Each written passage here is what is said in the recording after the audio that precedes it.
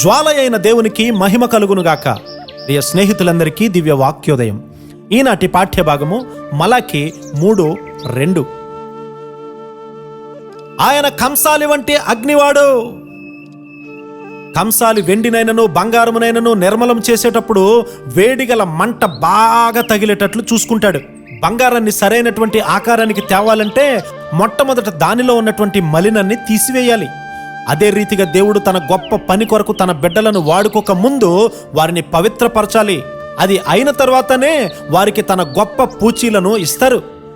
దేవుడు తన బిడ్డలతో తన పోలిక కనబడే వరకు వారిని మార్చాలంటే ఈ పవిత్రపరిచే పని వారిలో లోతుగా జరిగిస్తూనే ఉంటాడు.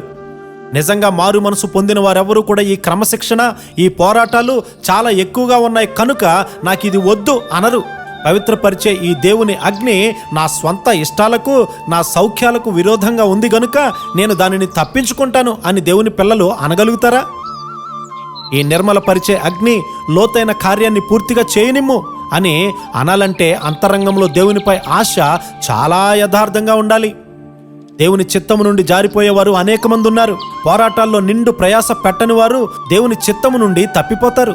తరువాత వారు ఈ కూటమి నుండి ఆ కూటానికి చిరునవ్వుతో తిరుగుతూ ఉంటారు.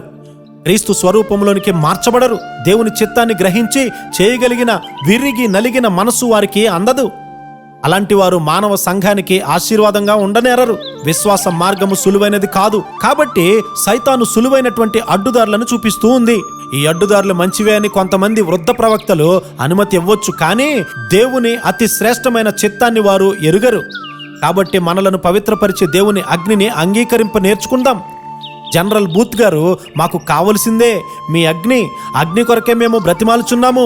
ఈ అగ్ని మా అవసరతలన్నిటినీ తీర్చును, అగ్ని నంపు అని పాట పాడేవారు. దేవుడు మనలను దర్శించేటట్లు ఆయన అగ్ని మన మీద కురియునట్లు ప్రార్థిద్దాం. నిజమైనటువంటి క్రీస్తు శిష్యులు లేచి ఈ నిర్మలపరిచే అగ్నిని ఇతర స్థలాలకు తీసుకుని వెళ్ళాలి. వట్టి మంచి కోటాలు మాత్రమే అయితే అవి వ్యర్థం. ఆగకుండా రగిలే దేవుని అగ్నితో మనలను దేవుడు దీవించే కృపాధన్యత అనుగ్రహించునుగాక. ఆమేన్.